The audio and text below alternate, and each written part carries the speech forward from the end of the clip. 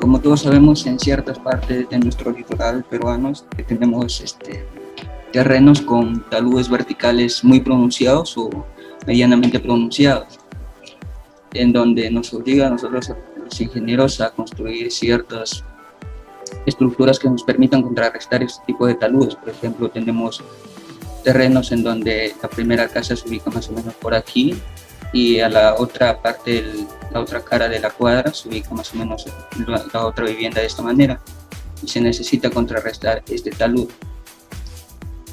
Entonces es justamente por ello que surge el estudio de las presiones laterales para la construcción de este tipo de sistemas. Muy bien, como dije, tenemos el siguiente talud. Nosotros construimos, para este ejemplo, primero vamos a considerar un solo estrato, en donde construimos un muro de contención como el que estamos viendo a una determinada altura, y vamos a tener una presión lateral que vendría representada por sigma prima sub h, y esta vendría a ser la denominada presión lateral en reposo. Ahora, para el siguiente ejemplo tenemos el mismo caso de un mismo estrato, un muro de contención a una determinada altura, una fuerza lateral representada por sigma prima sub h, y aquí ya vamos a tener una deformación o un desplazamiento hacia la izquierda, es decir, que sale del terreno, y por lo tanto, por ende, también se va a producir una cuña de falla en el suelo. Este tipo de falla se le denomina presión lateral activa. Asimismo, tenemos el otro ejemplo que viene a ser la presión lateral pasiva, la cual es al contrario de la activa. La deformación se va a hacer en el desplazamiento horizontal, pero esta vez hacia adentro del terreno, formando también una cuña de falla en el suelo. Esta es la presión lateral pasiva. Ahora hablaremos de la presión lateral de reposo de tierra. Muy bien, aquí consideramos la resistencia cortante del suelo. Las propiedades más importantes del suelo aquí son el grado de cohesión, el ángulo de fricción efectivo y el esfuerzo normal efectivo, que viene representado la cohesión por el C', el sigma prima viene a ser el esfuerzo axial o efectivo, y la tangente del ángulo de fricción interno, que está representado por ese símbolo. Muy bien, la representación gráfica para el estado de reposo viene a ser, cuando tenemos una carga, vendría a ser la carga de la edificación que vamos a construir en nuestro terreno a una altura Z. Vamos a analizar un punto en específico en nuestro estrato de terreno ubicado a una altura Z, en donde vamos a tener una presión vertical o axial como la que estamos viendo, y además un esfuerzo horizontal que viene a ser debido a la carga. Y en este estrato pues vamos a tener las propiedades mencionadas anteriormente, que son el peso específico, el grado de cohesión de las partículas de suelo y el ángulo de fricción interno que esto posee. Muy bien, la representación gráfica ya de este tipo de presión lateral viene a ser la siguiente. Tenemos la primera, que vendría a ser una distribución rectangular como la que estamos observando, y una distribución triangular. Ahora la fuerza 1 o la presión lateral 1 que vamos a determinar va a estar ubicada respecto del punto inicial, respecto de este punto, el punto inferior a el centroide de la primera figura, que viene a ser el rectángulo, es decir, a h medio, es la altura, sobre 2. Ahora, la segunda presión lateral va a estar ubicado en la segunda figura, en el triángulo, y va a estar ubicado también al centroide de que vendría a ser la altura total, que es h sobre 3. Y ahora sí calculamos la presión lateral total, que vendría a estar ubicado al centroide de la figura total, es decir, la suma del rectángulo más el triángulo, y esta vendría a estar representada por la Z. Asimismo, para presiones laterales, respecto a un triángulo, vamos a tener que es la multiplicación de la constante de presión en reposo de tierra por el peso específico del estrato en consideración y multiplicado por la altura a la que se encuentra. Asimismo, en un rectángulo, la presión lateral vendría a ser la constante de presión en tierra de reposo multiplicado por la carga que se encuentra ejerciendo la presión en el suelo. Asimismo, la suma total para la base de toda la figura vendría a ser la suma de las dos presiones laterales anteriores ya mencionadas. Es decir, K sub 0 multiplicado por Q, que es la carga, más el peso específico por la altura. Consideraciones básicas. Muy bien, a cualquier profundidad Z debajo de la superficie del terreno, la fuerza vertical vendría a ser igual a lo que mencioné antes, que vendría a ser la carga más el peso específico por la altura. Si en caso no hubiera carga, simplemente es el peso específico por la altura. Ahora, la presión lateral a una determinada profundidad se viene a estar representada por la constante multiplicado por el esfuerzo vertical o axial, y si en caso exista napa freática se le va a sumar la presión de poro del agua.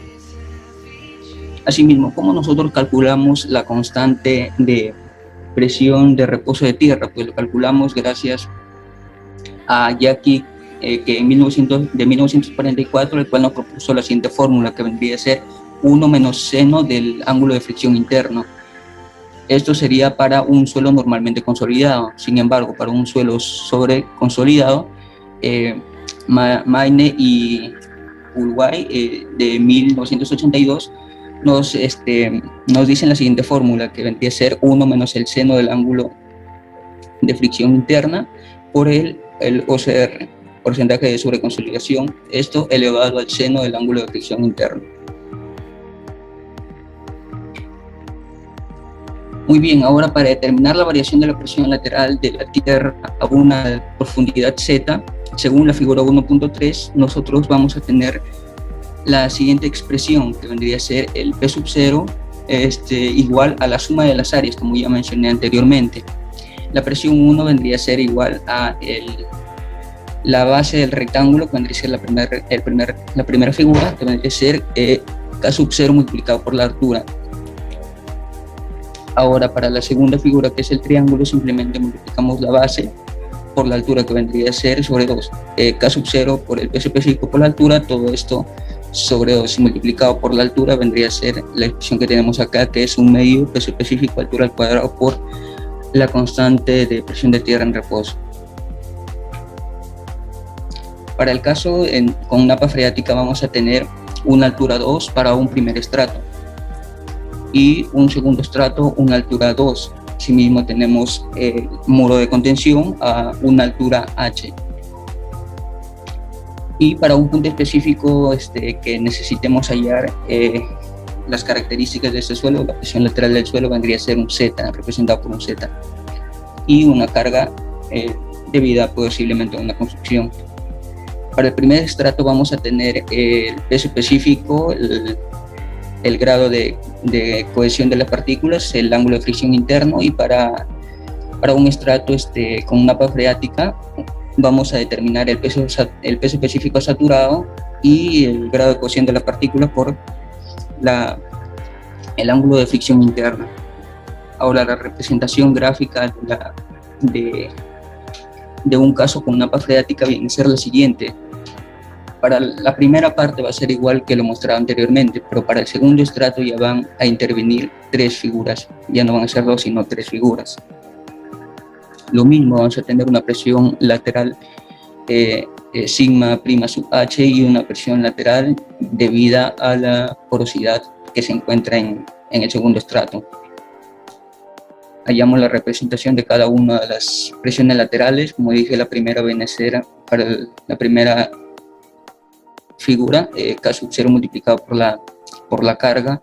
Para la segunda viene a ser ya la suma del primer rectángulo más la suma del segundo, que vendría a ser el K sub 0 multiplicado por Q, más el peso específico por la altura 1. Ahora, en la figura 3 y 4 viene a ser la suma de las presiones laterales anteriores. Es decir, simplemente se le va a sumar la segunda presión lateral, que vendría a ser de la figura o el triángulo número 4, el peso específico prima más H2. Y como dije, en el segundo estrato le vamos a sumar una tercera distribución, que vendría a ser el área número 5, en donde la presión lateral viene a ser el peso específico del agua multiplicado por la altura 2, la altura del segundo estrato.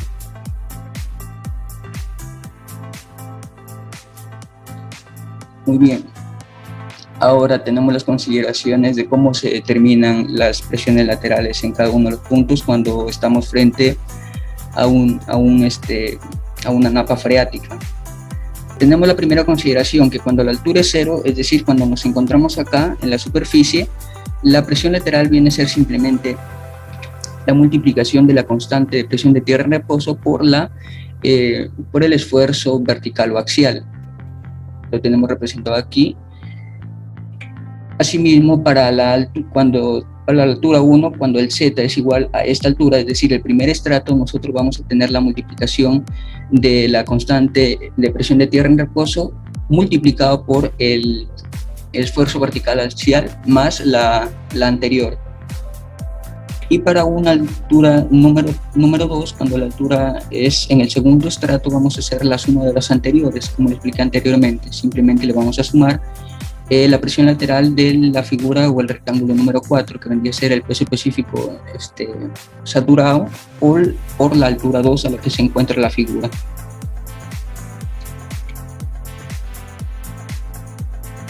Ahora sí, ¿cómo hallamos la fuerza total por longitud unitaria del muro? Esta pues se puede hallar calculando el área de cada una de las figuras. Así tenemos que para el área 1 vendría a ser la multiplicación de la base, que vendría a ser la presión lateral, multiplicado por la altura 1.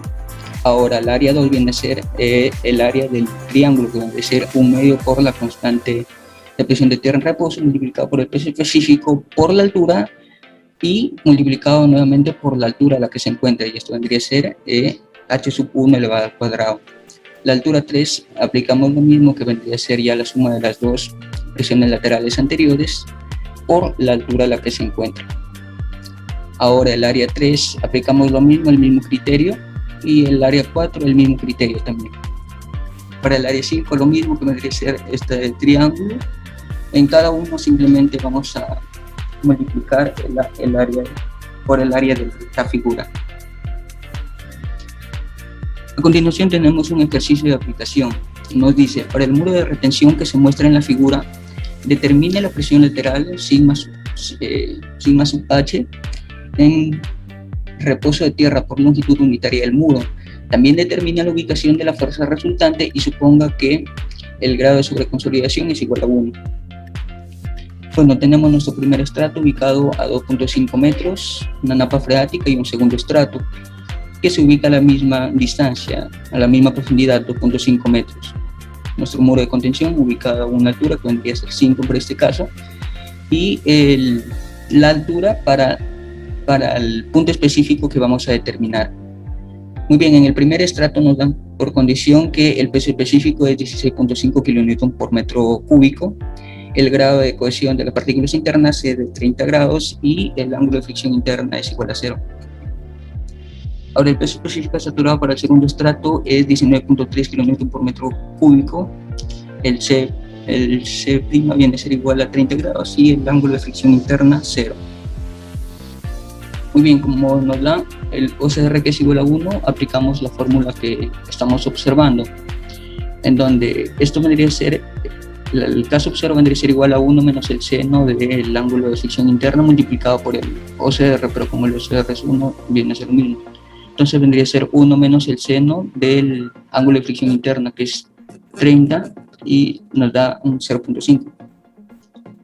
Ahora hacemos la distribución de la figura que nos da, en donde hallamos cuando la altura es 0, vamos a tener que pues el esfuerzo axial, no vamos a tener ningún esfuerzo axial, entonces esto es igual a 0, y por ende también no vamos a tener ningún esfuerzo lateral, es decir, el esfuerzo lateral vendría a ser igual a 0.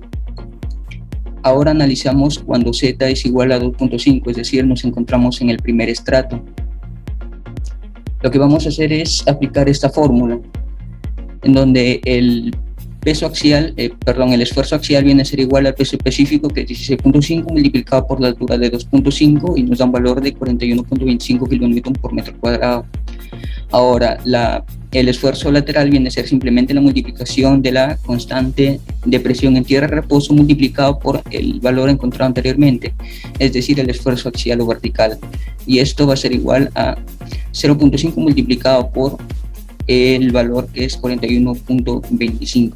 Y esto nos da un valor de 20.63 kN por metro cuadrado.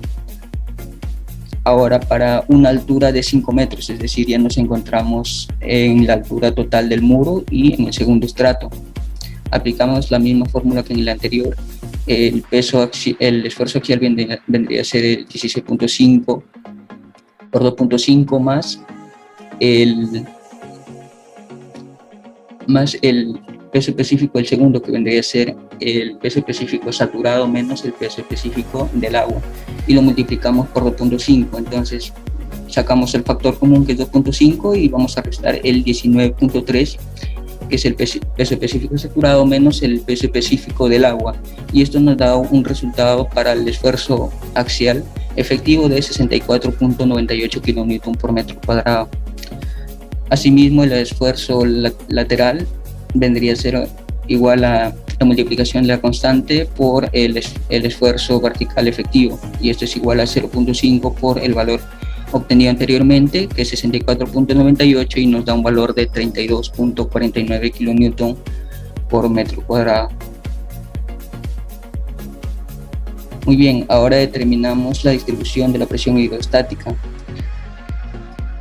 De 0 a 2.5 metros, es decir, nos encontramos en el primer estrato. Como dije, para el primer estrato no tenemos un valor de porosidad, por lo tanto la porosidad es igual a 0.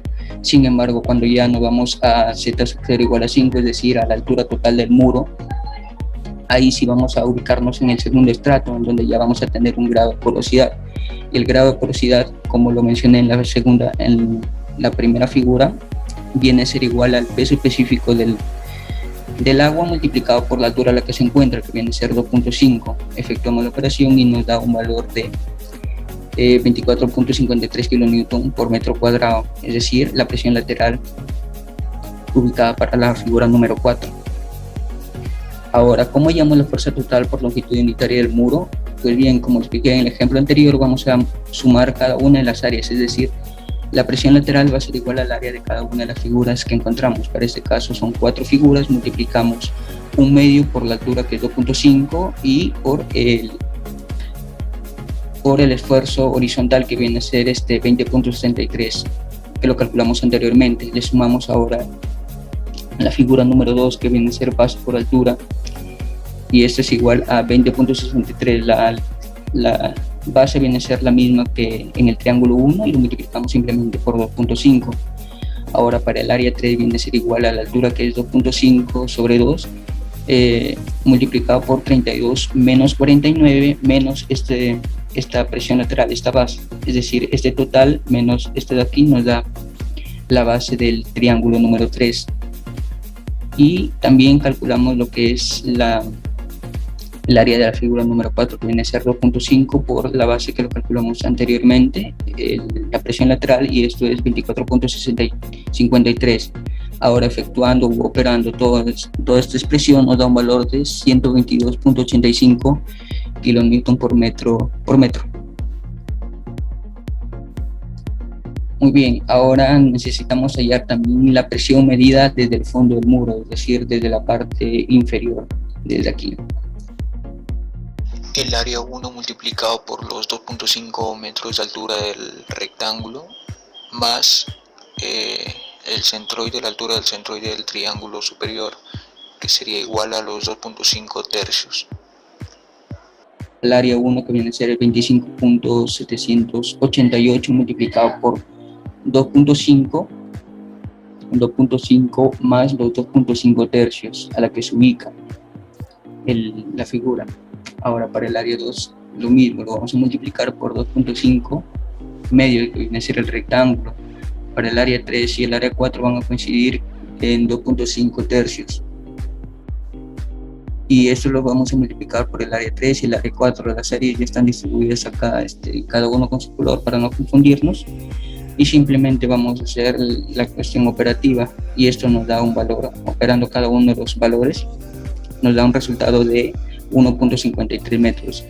Es decir, la presión lateral ubicada desde el punto inferior hasta donde se encuentra el punto específico que estamos calculando va a ser igual a 1.53 del total de 5 metros. Muy bien, ahora hablaremos de la presión activa de tierra de Rankine. Para ello daremos una breve reseña de quién fue John Rankine, pues vivió en los años de 1820 y murió el 24 de diciembre de 1872. Fue hijo de un ingeniero y proveniente de una madre con una familia de abogados y banqueros. Fue también considerado uno de los pioneros de la termodinámica, enfocado particularmente en la primera de las 3 leyes de la física.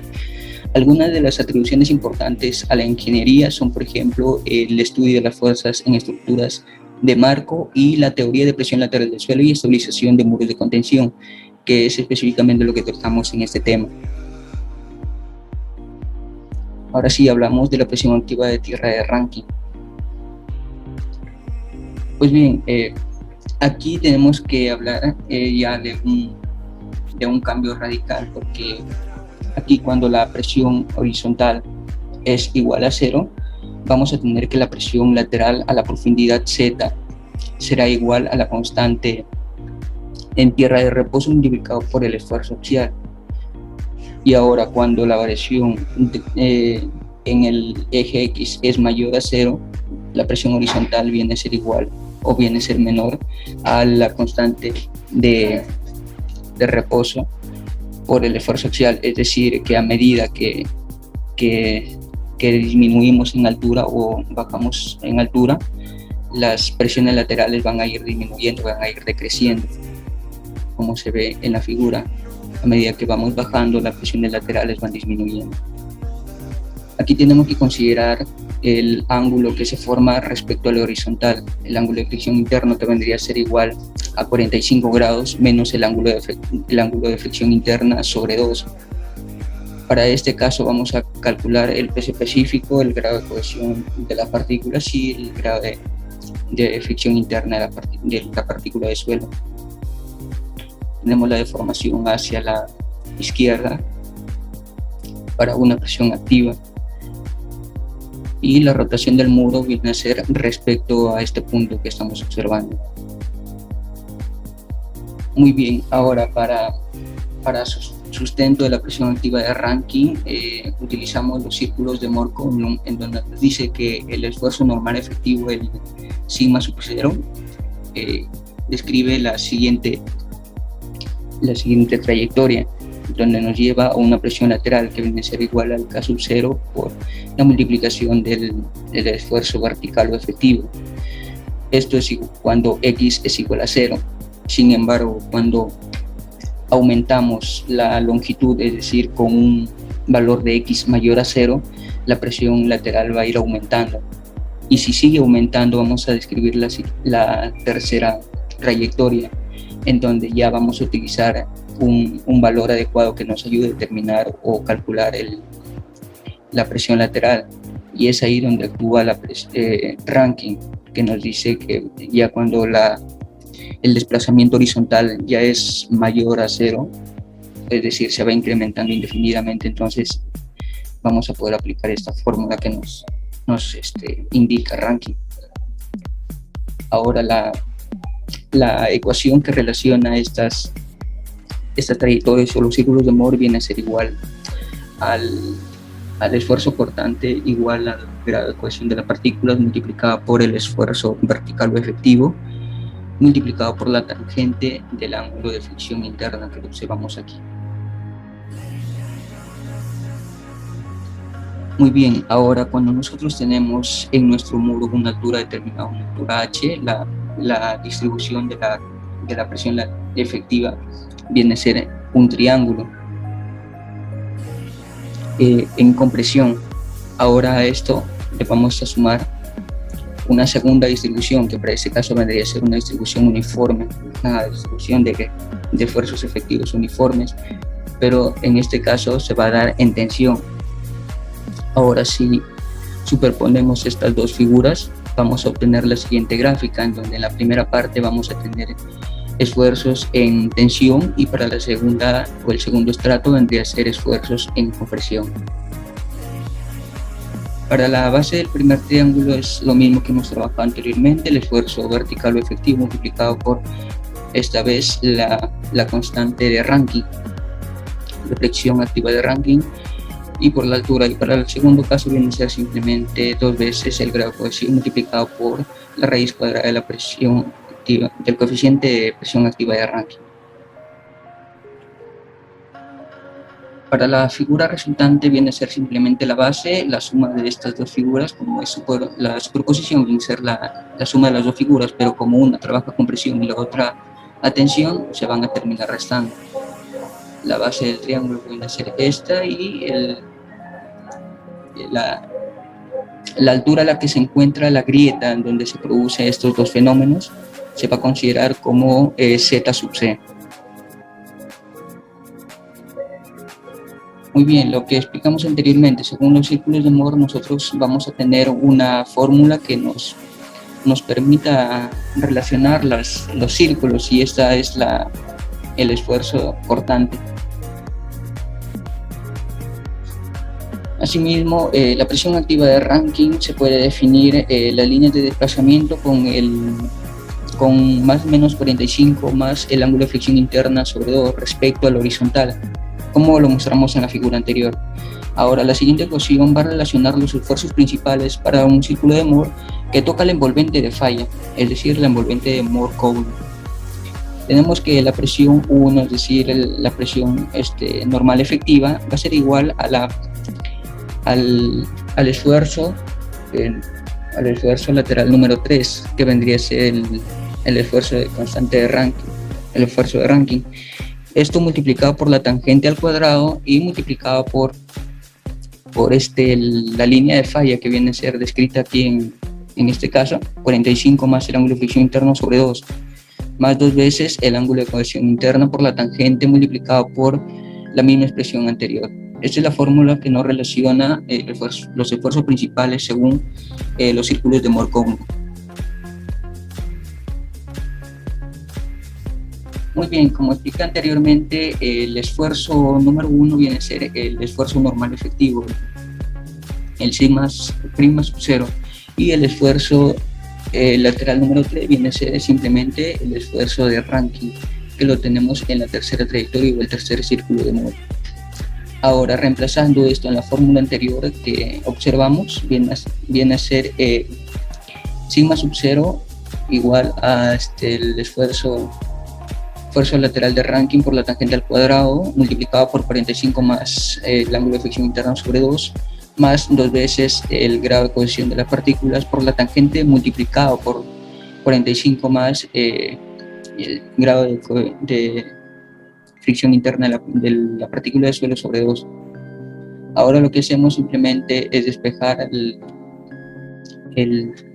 la presión lateral de Rankine y obtenemos la siguiente expresión, que viene a ser el esfuerzo lateral efectivo sobre la tangente al cuadrado multiplicado por 45 más el grado de fricción interna de las partículas sobre 2, menos 2 veces el grado de cohesión de las partículas sobre la tangente multiplicado por 45 más el grado de fricción interna de las partículas sobre 2. Ahora, si queremos, lo podemos dejar así, si no, también lo podemos, según las propiedades trigonométricas, la podemos reemplazar o dejar en la siguiente expresión que observamos aquí. Pero para tener una ecuación más efectiva, Rankine nos propone su coeficiente de presión activa de Rankine, la cual viene a ser tangente al cuadrado multiplicado por 45 menos el ángulo de fricción interna de la partícula sobre 2. Entonces, este término lo reemplazamos en esta expresión y vamos a tener una expresión final como la que estamos observando aquí, en donde simplemente hemos reemplazado este valor por la constante de Rankine y este valor por la constante de Rankine. Pero recordemos que es tangente al cuadrado, entonces simplemente lo vamos a dejar sobre dentro de una raíz. Ahora analizamos la profundidad de grieta de tensión, es decir, donde se genera este cambio de esfuerzos laterales en tensión a esfuerzos laterales en compresión. ¿Cómo llamamos la profundidad? El Z sub C. Pues bien, el Z sub C viene a ser la siguiente expresión, es decir, una presión activa igual a menos 2 por C', esto multiplicado por la raíz cuadrada de K sub 0, lo que indica un esfuerzo de tensión que disminuye. Como dije, en una presión activa de Rankine, las fuerzas laterales van a ir disminuyendo. Por ende, la expresión que nos calcula la altura va a ser igual a la altura de la grieta de tensión, es decir, este valor de aquí. Lo único que tenemos que hacer para hallar el valor de la profundidad va a ser igual a reemplazar la fórmula anterior que tuvimos en la fórmula de Rankine. Simplemente despejamos el valor de Z sub C, que vendría a ser este, y obtenemos simplemente el valor para calcular la profundidad de grieta de tensión, que vendría a ser igual a 2 veces el grado de cohesión de las partículas sobre el peso específico encontrado en el segundo estrato, multiplicado por la raíz de la constante de presión activa de Rankine. Asimismo, la profundidad de la grieta de tensión, también podemos hallar la fuerza total activa de Rankine por longitud unitaria del muro antes de que ocurra la grieta de tensión. Esta puede ser determinada mediante la integral del esfuerzo lateral de Rankine. Como todos sabemos, reemplazamos la fórmula del esfuerzo lateral de Rankine, que viene a ser igual a la multiplicación del peso específico multiplicado por la altura por la constante menos 2 veces el grado de cohesión de las partículas multiplicado por la raíz cuadrada de la constante. Sacamos la integral para cada uno de estos términos y obtenemos que la presión efectiva, la presión total, viene a ser igual a 1/2 el peso específico por la altura al cuadrado multiplicado por la constante de Rankine menos 2 veces la cohesión de las partículas por la altura multiplicado por la raíz cuadrada de la constante de Rankine. Ahora hallamos la altura después de que aparece la grieta de tensión, es decir, esta altura de aquí. Muy bien, ¿cómo lo hallamos? Pues bien, aplicamos la misma fórmula anterior, sino que para este caso la altura va a cambiar. La altura se viene a calcular de la siguiente manera: la altura total del muro menos la altura sub Z, que es precisamente donde ocurre la grieta de tensión. Hacemos esa diferencia y lo multiplicamos por la presión lateral de Rankine. Y esto nos da el siguiente valor. Si queremos, reemplazamos el valor de Z sub C y lo dejamos expresado en términos del grado de cohesión de las partículas también.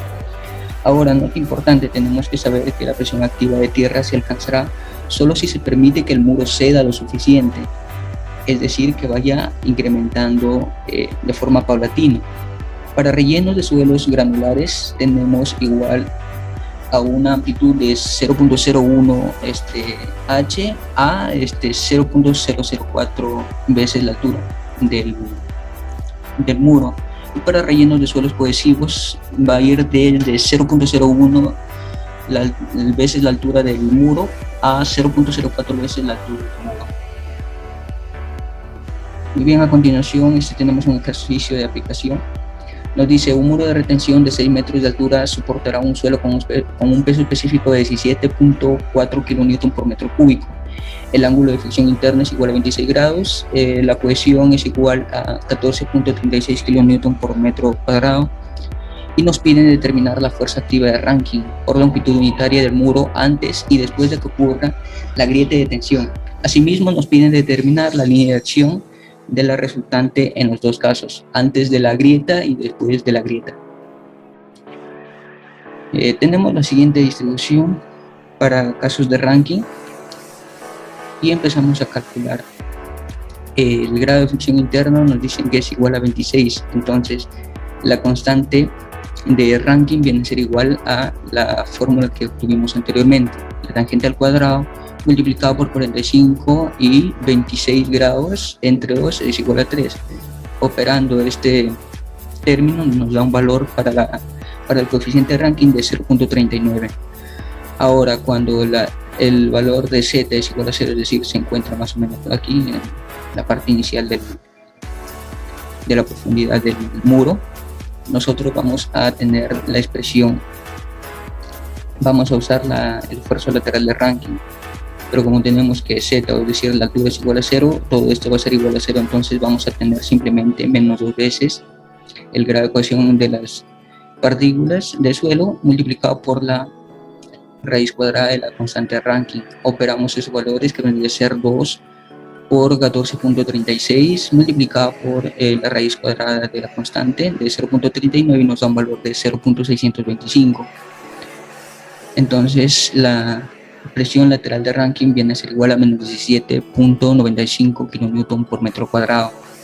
Ahora analizamos cuando la altura viene a ser igual a la altura del muro, es decir, 6 metros. Para este caso viene a ser la presión lateral, viene a ser toda la expresión de aquí, simplemente reemplazamos los valores y obtenemos un resultado de 40 menos 72 menos 17.95, esta presión de acá, y después de operar nos da un resultado de 22.77 kN por metro cuadrado, la presión lateral a 6 metros.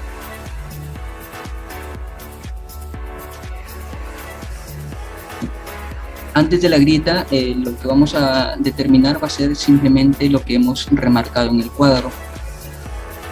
La fuerza efectiva antes de que aparezca la grieta de tensión viene a ser igual a la siguiente expresión que lo definimos anteriormente. Entonces, la fuerza antes de que aparezca la grieta viene a ser 1 medio el peso específico por la altura al cuadrado, la altura del muro, multiplicado por la constante de ranking menos 2 veces el cohesión de las partículas, la altura del muro, multiplicado por la raíz cuadrada de la constante de ranking. Simplemente reemplazamos los valores 1 medio por la altura del muro, que para nuestro ejemplo es de 6, multiplicado por la base que viene a ser 40.72, menos el área de la segunda figura, que viene a ser la base, multiplicado por 6, que es la altura, 17.95 por la altura de 6. Y esto nos da un valor de 14.46 kN por metro. Ahora, la línea de acción de la resultante se puede determinar también tomando el momento del área de diagramas de presión respecto al fondo del muro. Es decir, la fuerza efectiva antes de que aparezca la grieta de tensión lo multiplicamos por la altura a la que se encuentra el punto específico que estamos determinando, y esto va a ser igual a 122.16, que es esta expresión de aquí, multiplicado por 6 tercios, es decir, se ubica a 6 tercios de la figura del triángulo, menos 107.7, que es la segunda expresión que tuvimos anteriormente, multiplicado por el centroide de la segunda figura, que viene a ser la altura total sobre 2, es decir, 6 medios. Ahora simplemente reemplazamos los valores en el numerador, vamos a tener esta expresión de acá y lo vamos a dividir por la presión activa de ranking, y esto viene a ser igual a menos 5.45 metros. Ahora hallamos o determinamos la fuerza activa ya después de que ocurrido la grieta. Para este caso simplemente vamos a remarcar la segunda figura, que es el resultado de la superposición del triángulo y el rectángulo. Trabajamos con esta figura, entonces para hallar el z sub c simplemente aplicamos la fórmula anteriormente mostrada, reemplazamos los valores que ya hemos hallado anteriormente, y viene a ser la multiplicación de 2 por el grado de cohesión, 14.36, multiplicado por el peso específico, dividido por el peso específico, que es 17.4, y la presión de ranking dentro de una raíz, que es 0.625, y esto nos da un valor de 2.64 metros. Ahora, la suma total de presiones laterales viene a ser igual a esta ecuación que tenemos aquí, donde vamos a reemplazar los valores. La altura, como dije, viene a ser la altura total del muro menos la altura debida a la grieta de tensión. Reemplazamos los valores y simplemente vamos a obtener un resultado de 38.25 kN por metro. Asimismo, para determinar a qué altura respecto del fondo se encuentra ya la presión lateral, vamos simplemente a aplicar la siguiente ecuación, que viene a ser la altura total menos la altura cuando se produce la grieta sobre 3, es decir, respecto al centroide del triángulo. Y esto nos da, de este triángulo. Y esto nos da un valor de 1.12 metros. Asimismo, voy a presentar algunos de los peligros que tenemos en muros de contención ubicados en distintos noticieros para poder determinar más o menos cuáles son los peligros a los que nos enfrentamos. Acá, por ejemplo, tenemos derrumbe en el Cerro de Valparaíso, lo cual deja 6 víctimas fatales. Acá tenemos la gráfica antes de que ocurra el desplome del muro de contención que estamos observando aquí. Y después tenemos lo que se ocasiona si no se tiene en consideración las propiedades de nuestro suelo, si el suelo está bien compactado, si tenemos una capacidad portante óptima en nuestro suelo. Asimismo, tenemos aquí cómo se ha caído un muro y pues afecta a las viviendas que están alrededor. Por ende, es muy importante el cálculo que estamos presentando. Acá tenemos una segunda imagen donde vemos que pues de estar así el muro bien puesto pasó a estar así. Esto se puede generar por muchos factores. A continuación explico algunos de los factores que pueden ocasionar el desplome de un muro de contención. Por ejemplo, aquí tenemos una casa, aquí hay un relleno. Cuando no llueve, cuando todo está en verano, puede ser normal. Sin embargo, cuando vienen lluvias, las presiones laterales van incrementándose y esto aumenta el riesgo del colapso del muro de contención. Es por eso que si tenemos un relleno y no está bien compactado, no tiene las propiedades correspondientes para resistir el peso de la edificación, vamos a tener inevitablemente la caída de nuestro muro y por ende la posible falla de nuestra construcción.